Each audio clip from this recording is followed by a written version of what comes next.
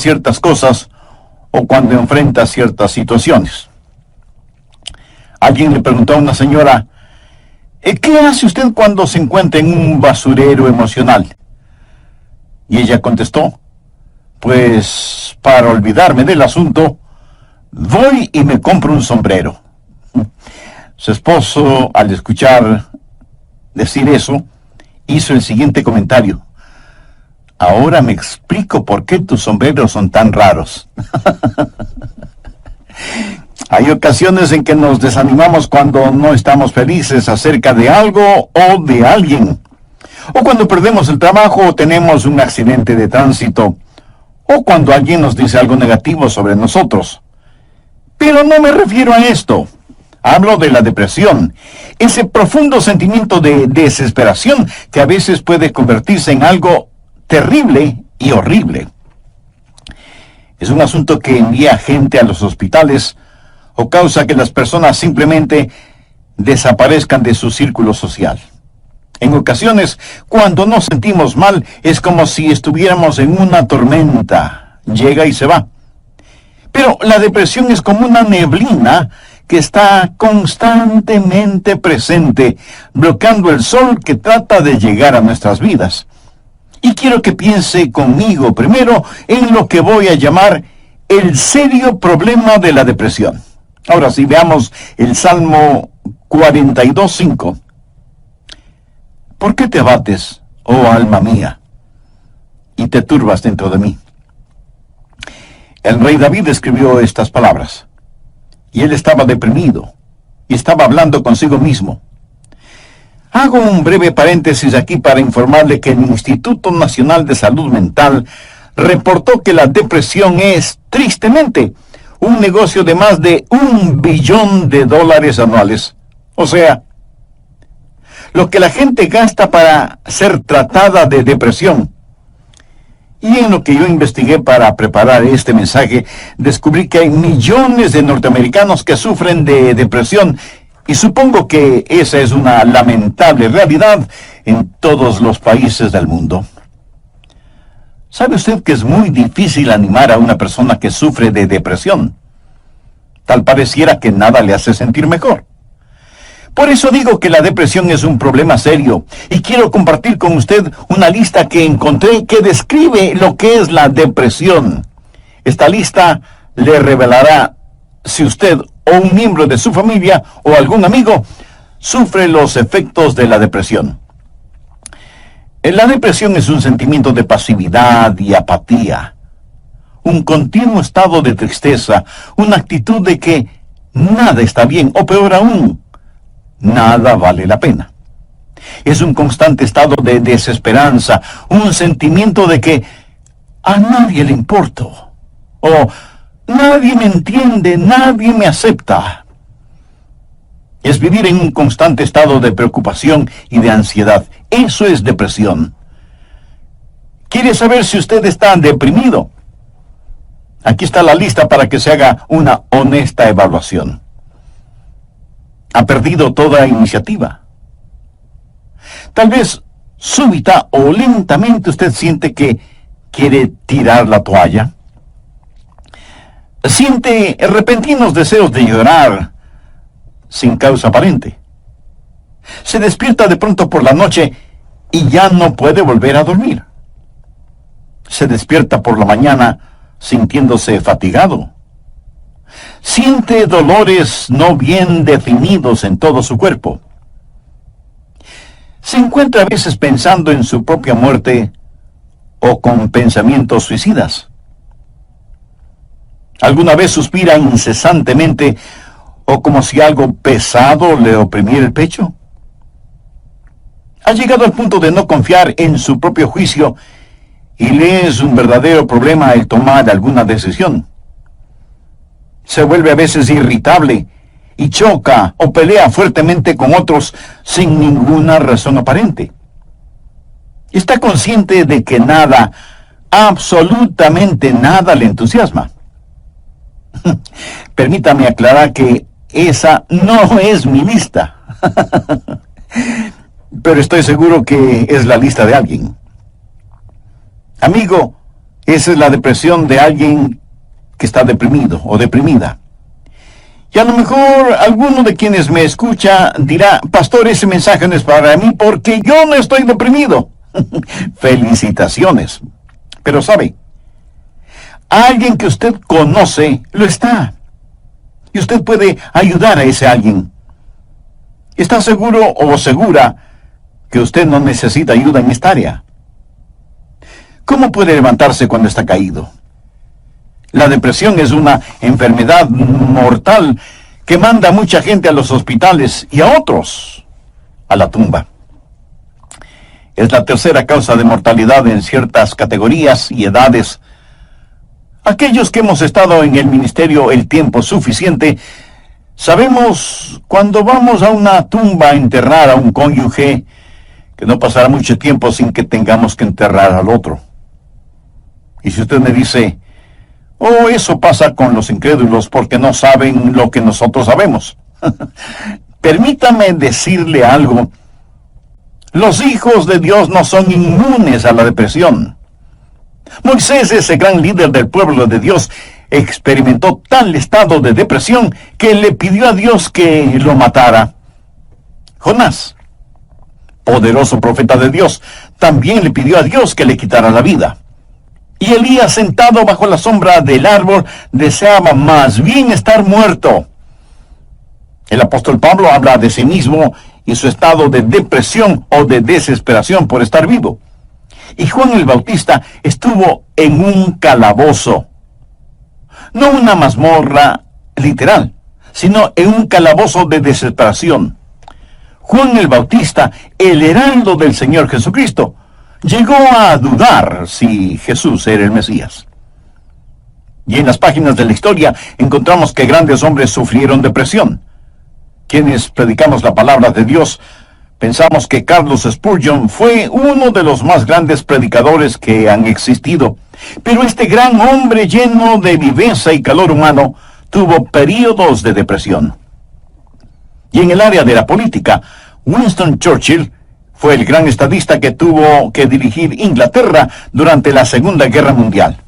Indiscutible líder, a veces tenía ataques de depresión tan grandes que no atendía a nadie en su oficina. Y él se refería a la depresión como el gran perro negro que me tiene entre sus fauces.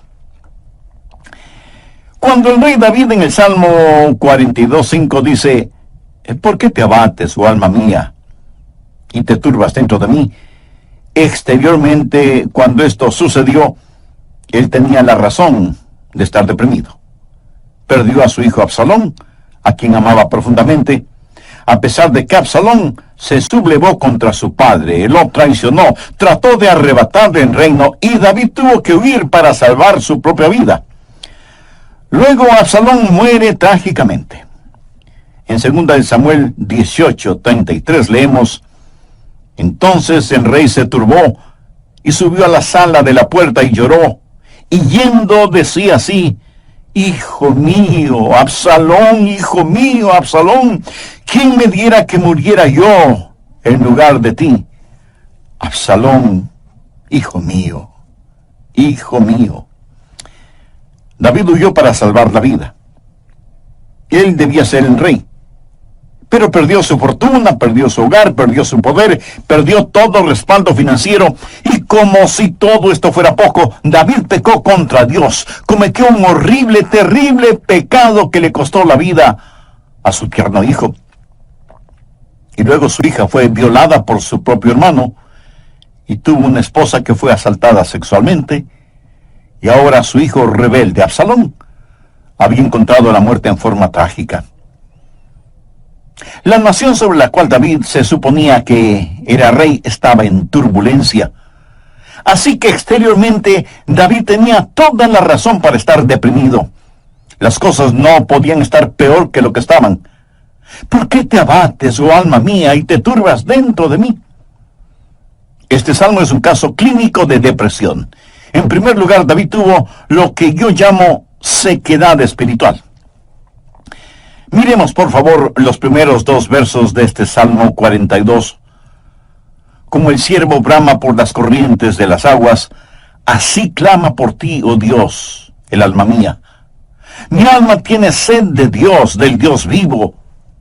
¿Cuándo vendré y me presentaré delante de Dios?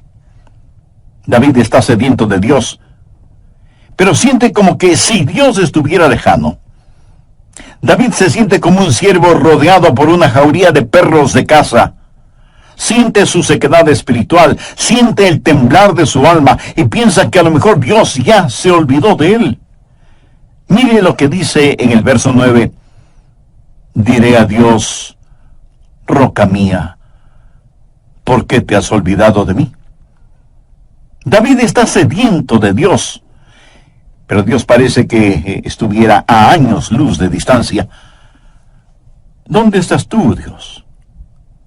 ¿Por qué te has olvidado de mí? Sequedad espiritual. Dios no se había olvidado de él. Ese no es el punto. Y el rey continúa su lamento en el verso 3 diciendo, fueron mis lágrimas mi pan de día y de noche. Y aquí me imagino a David llorando incontrolablemente, este poderoso hombre de Dios, ahora llorando como una criatura. Todos tenemos momentos de tristeza, pero no siempre de llanto incontrolable, aunque puede ser así. Eso es un signo de depresión.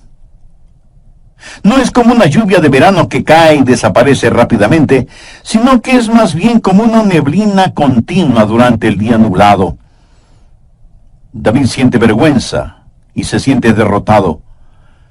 Mire lo que dice en el verso 3. Fueron mis lágrimas mi pan de día y de noche, mientras me dicen todos los días, ¿dónde está tu Dios?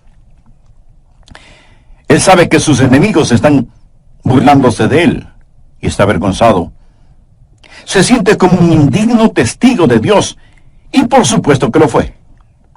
Sabe, a veces, aun estando en evidente pecado, tratamos de testificar, pero no tenemos ni el poder ni el gozo para hacerlo, y no tenemos la victoria, y esto aumenta nuestra vergüenza. El sentido de culpa de David le hizo pensar que era una desgracia delante de Dios, y todo era peor por las recurrencias de sus memorias. Mire lo que dice en el verso 4. Me acuerdo de estas cosas y derramo mi alma dentro de mí, de cómo yo fui con la multitud y la conduje hasta la casa de Dios, entre voces de alegría y de alabanza del pueblo en fiesta. David recordaba mejores días. Miró retrospectivamente aquellos días cuando tuvo gozo y paz junto con la multitud, alabando a Dios en la casa de Dios. Y ahora todo eso no era más que un recuerdo. Ya no era nada real para él, y hacía que todo su dolor, toda su turbación fuera más vívida, y sentía que esos hermosos días que antaño experimentó, los había perdido para siempre. Y como si eso no fuera suficiente, él estaba abrumado por las circunstancias. Miremos lo que David dice en los versos 6 y 7. Dios mío, mi alma está abatida en mí. Me acordaré, por tanto, de ti desde la tierra del Jordán, y de los hermonitas desde el monte de Mizar. Un abismo llama a otro a la voz de tus cascadas. Todas las ondas y tus olas han pasado sobre mí. El río Jordán es llamado el río de la muerte. La palabra Jordán literalmente significa descenso y juzgamiento. Comienza en el monte Hermón, que está casi a 3.000 metros sobre el nivel del mar, y desciende por un tortuoso camino hacia el Mar Muerto. El Mar Muerto está a casi 450 metros por debajo del nivel del mar. Y el río Jordán fluye hacia el Mar Muerto para no volver a aparecer. Así que, en la tipología bíblica, Jordán ha sido la representación de muerte y desesperación. Y David siente que está totalmente inundado por las circunstancias. Las aguas de Dios están sobre él. Está cubierto de problemas y no sabe hacia dónde dirigirse. Está absoluta y totalmente abrumado por las circunstancias. Y quiero decirle que estadísticamente, personas así son suicidas. Un jovencito de 16 años escribió la siguiente carta antes de suicidarse. Querido mundo, yo no quiero que me corten el pelo. Yo no quiero cuidar niños. Yo no quiero ir a ver a Gina mañana en el colegio. Yo no quiero hacer mis deberes de biología, de inglés, de historia, ni de ninguna otra materia. Yo ya no quiero estar triste o solo o deprimido. No deseo comer, ni beber, ni conversar, ni dormir, ni respirar. Sencillamente ya no quiero vivir. Papá, mamá, no es culpa de ustedes. Solo que no me siento libre, me siento enfermo, triste y solo, aunque esté rodeado de mis padres, hermanos, compañeros y amigos. Eso, mi amigo, es depresión y es muy, pero muy triste. La depresión es un serio problema. En segundo lugar, quiero que sepa y vea que hay una provisión espiritual para la depresión. Gracias a Dios, usted no tiene que estar deprimido. Dios ha hecho provisión para usted, para mí, para nuestras familias y para nuestros amigos, para todos aquellos que sufren depresión. Primero, usted tiene que mirarse interiormente y analizar su corazón. Veamos el Salmo 42, los versos del 5 al 7. ¿Por qué te abates, oh alma mía, y te turbas dentro de mí? Espera en Dios, porque aún he de alabarle, salvación mía y roca mía, Dios mío, mi alma está abatida en mí. Me acordaré por tanto de ti desde la tierra del Jordán, y de los hermonitas desde el monte de Mizar. Un abismo llama a otro a la voz de tus cascadas, todas tus ondas y tus olas han pasado sobre mí. Pero ahora quiero que note en forma particular que David comienza a hablar consigo mismo. Y si usted me pregunta si uno puede hablar con uno mismo, pues le diré que sí, David lo hizo. Y no me diga que usted nunca ha hablado con usted mismo, porque francamente no se lo voy a creer. Porque todos lo hacemos, consciente o inconscientemente. Note que David está hablando con su alma. El alma es el ego que vive dentro de cada uno de nosotros, no es el espíritu. El espíritu es su naturaleza espiritual, su alma es su naturaleza emocional, su mente, sus emociones, su voluntad. Y David le habla a su alma. En el próximo programa terminaremos este estudio bíblico sobre la depresión.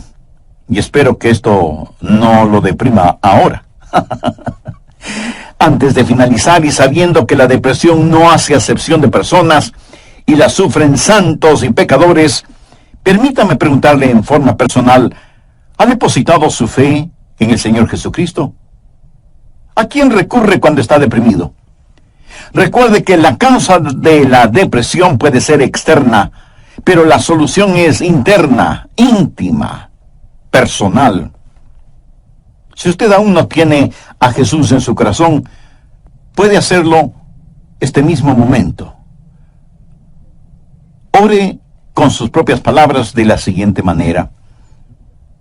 Señor Jesús, sé que eres el Hijo de Dios, que fuiste a la cruz para pagar la culpa de mis pecados, y que Dios te resucitó de entre los muertos.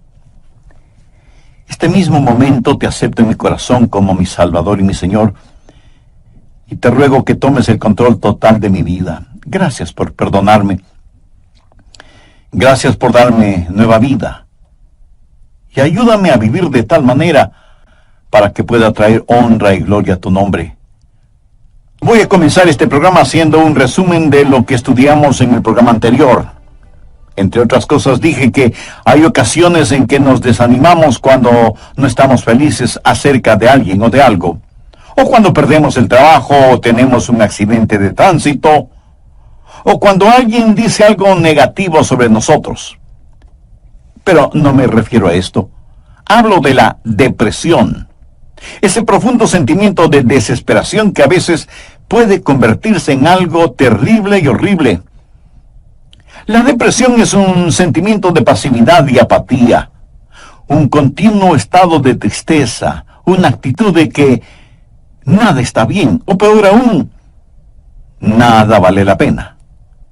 Es un constante estado de desesperanza, un sentimiento de que a nadie le importo, o nadie me entiende, nadie me acepta.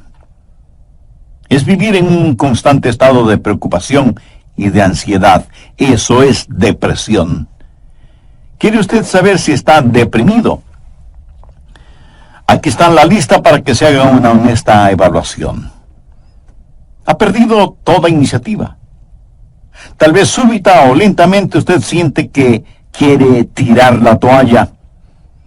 Siente repentinos deseos de llorar sin causa aparente. Se despierta de noche y ya no puede volver a dormirse. Se despierta por la mañana sintiéndose fatigado. Siente dolores no bien definidos en todo su cuerpo. Se encuentra a veces pensando en la propia muerte, la suya, o con pensamientos suicidas. ¿Alguna vez suspira incesantemente o como si algo pesado le oprimiera el pecho? Ha llegado al punto de no confiar en su propio juicio y le es un verdadero problema el tomar alguna decisión.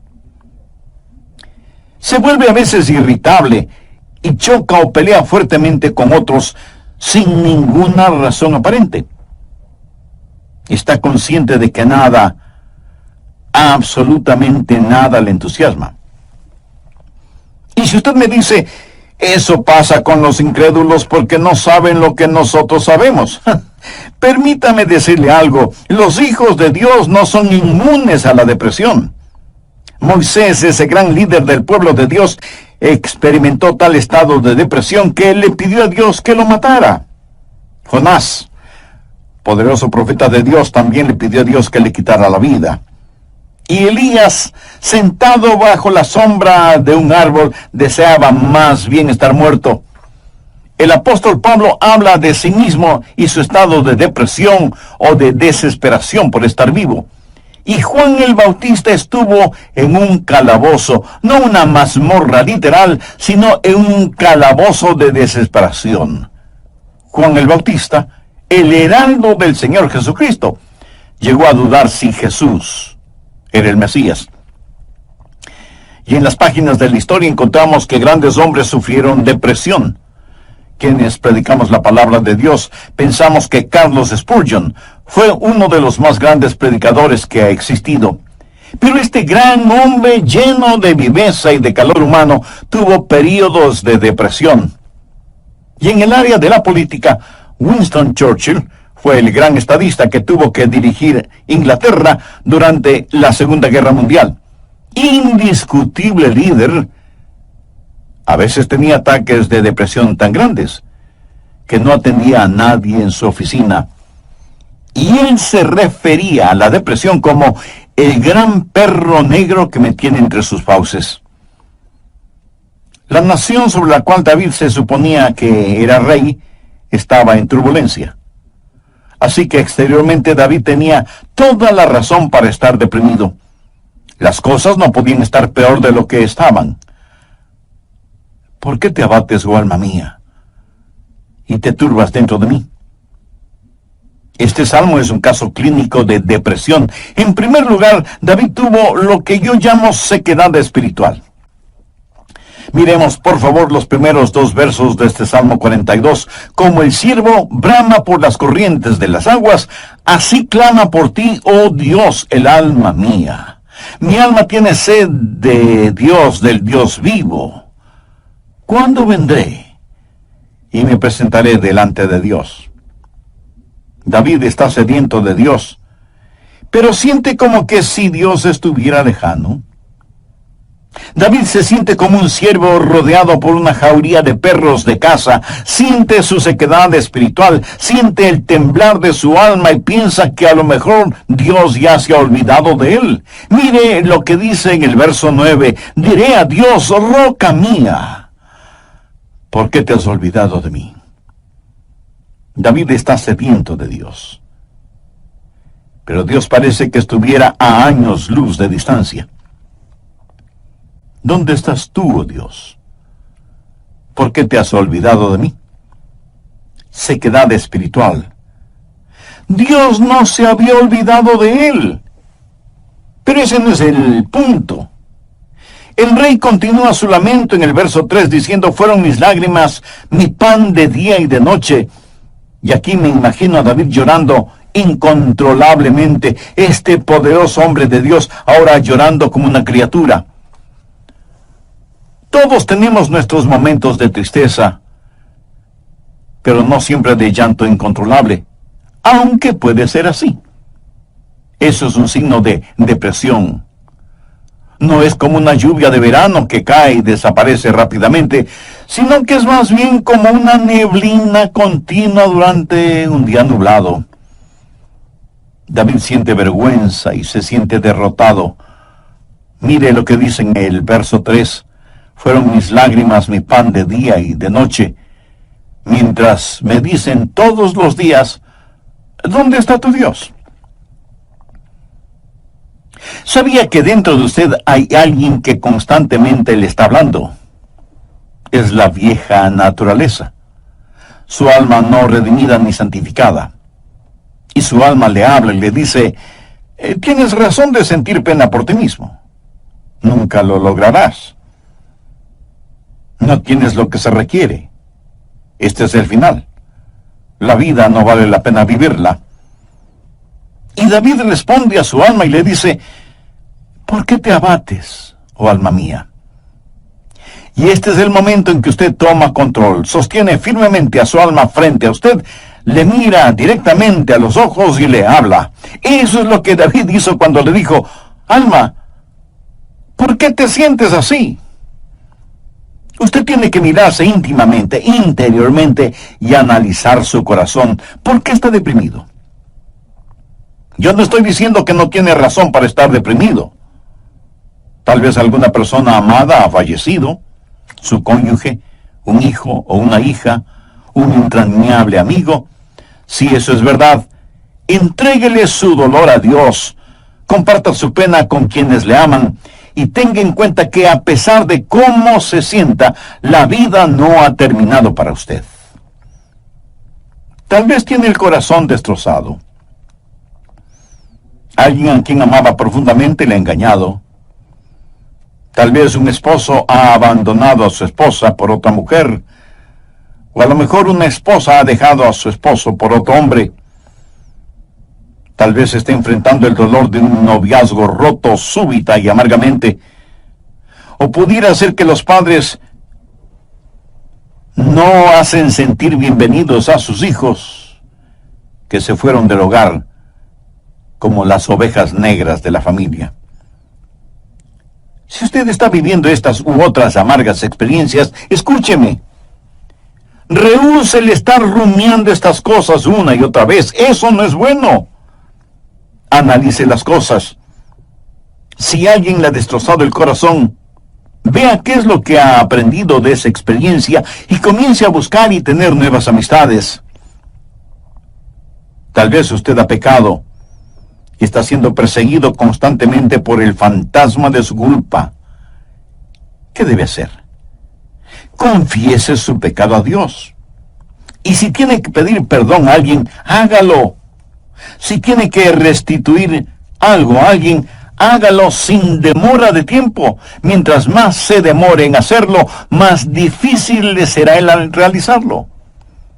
Haga lo que tiene que hacer ya. Y cierre la puerta de ese pasado. Analice, mire su propio corazón y pregúntese: ¿por qué estoy abatido? Pero necesita hacer algo más. No solo un análisis íntimo de su corazón, sino que mirando hacia arriba, reconozca que necesita ayuda una vez que ha identificado el problema. Noten los versos del 7 al 9 lo que David dijo: un abismo llama a otro a la voz de tus cascadas, todas tus ondas y tus olas han pasado sobre mí. Pero de día mandará Jehová su misericordia, y de noche su cántico estará conmigo, y mi oración al Dios de mi vida. Diré a Dios: roca mía, ¿por qué te has olvidado de mí? ¿Por qué andaré yo enlutado por la opresión del enemigo? ¿qué es lo que David está haciendo ahora? Pues mirar hacia arriba. No solo interiormente para ver por qué me siento así, sino mirar hacia Dios y decir, Dios, tú eres mi ayuda y mi esperanza. Tú me cubrirás con tu misericordia. Oh, qué amigo nos es Cristo. Él llevó nuestro dolor. Estoy seguro que alguien me dirá, pastor, lo que yo estoy pasando usted no lo comprende. Mi amigo, ese no es el punto. Cierto, yo no lo comprendo, pero Dios le comprende. Y no solo que le comprende, sino que le ama y quiere cuidar de usted. Él es su ayudador, aun cuando usted no lo entienda. El doctor Warren Wiersbe fue un gran maestro bíblico, y él dijo que la vida no es un problema que debe ser resuelto, sino un misterio que debe ser vivido. Eso nos hace recordar siempre que, como hijos de Dios, no vivimos de explicaciones, sino de promesas. Algunos piensan que de alguna manera Dios les ha olvidado o Dios les ha fallado. No. Dios ni se ha olvidado de usted ni le ha fallado a usted. Pero David se sintió así. Mire la pregunta que hace en el verso 9. Dios, ¿por qué te has olvidado de mí? No, Dios no se había olvidado de David. Y si usted me dice, pastor, realmente no entiendo esto, yo le diré que no tiene que entenderlo. Es más, el hecho de que no lo entienda pudiera ser parte del juicio y de la prueba. El poeta norteamericano Robert Frost, en uno de sus poemas, dijo, era esencial para el juicio que usted no lo entendiera entonces. Tenía que parecer sin significado el tener significado. Esto no tiene ningún significado para usted. Verá, podemos confiar en Dios para cualquier cosa si entendiéramos el porqué. Pero Dios no nos deja entender el porqué todo el tiempo para que podamos conocer el quién y podamos confiar en Él en aquello que no entendemos. Andrew Murray fue un extraordinario hombre de Dios y dijo lo siguiente: en tiempos de problemas, aquellos que confían en Dios deben primero decir, Él me trajo hasta aquí. Es por su voluntad que me encuentro en esta situación. Y Él me mantendrá aquí en su amor y me dará la gracia en este juicio para comportarme como su hijo. Él hará que este juicio sea una bendición, enseñándome las lecciones que Él quiere que aprenda y trabajando bajo su gracia ya concedida. Finalmente, en su tiempo, Él le librará nuevamente. ¿Cómo y cuándo? Bueno, solo Él lo sabe. Así que cuando usted está en dificultades, diga, estoy aquí primero por la voluntad de Dios, segundo bajo su cuidado, tercero bajo su entrenamiento y cuarto en su tiempo. Alguien dijo, Dios es demasiado bueno para no ser bondadoso, demasiado sabio como para cometer errores. Y cuando no podamos ver su mano, podemos confiar en su corazón. Mírese interiormente y analice su corazón. Salmo 42:11. ¿Por qué te abates, oh alma mía? ¿Y por qué te turbas dentro de mí? Espera en Dios, porque aún he de alabarle. Y Dios quiere que le diga a alguien que me esté escuchando este momento, sin que importe cuán difíciles sean las circunstancias, que Dios está con usted. No pierda la esperanza.